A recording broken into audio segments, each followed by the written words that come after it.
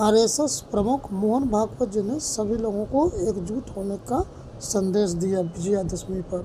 अब हमारे पड़ोस में ही बांग्लादेश में क्या हुआ, उसके कुछ तात्कालिक कारण और पहलू है, ये बात ठीक है, लेकिन इतना बड़ा उत्पात तो उससे नहीं होता।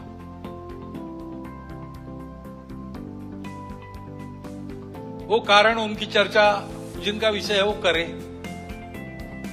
परंतु दो बातें ध्यान में आती है। पहली बात है कि उस उत्पात के कारण वहां के हिंदू समाज पर जो अत्याचार बार बार होते हैं, उस परंपरा को फिर से दोहराया गया।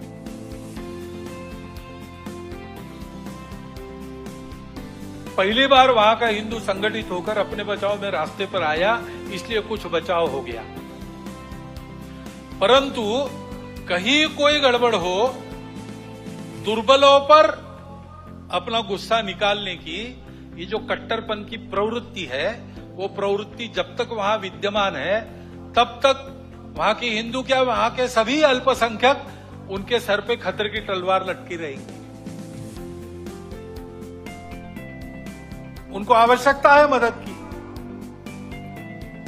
विश्व भर के हिंदुओं की, भारत के सरकार की सहायता उनको मिले, ये उनकी आवश्यकता है।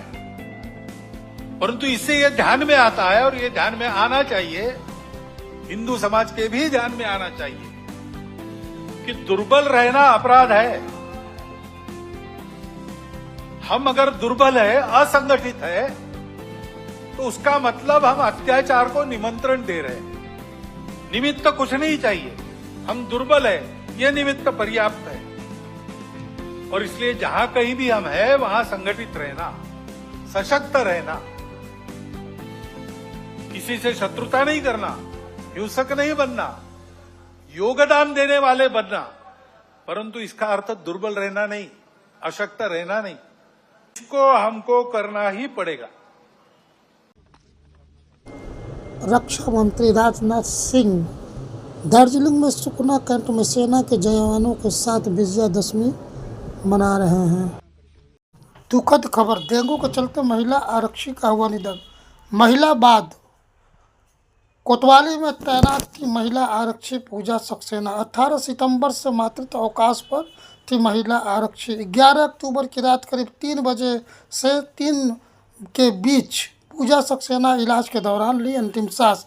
कोतवाली पर सूचना मिलते ही पुलिस के सभी कर्मियों की हो गई आंखें नम और 2 मिनट मौन रख करके उनको दी श्रद्धांजलि।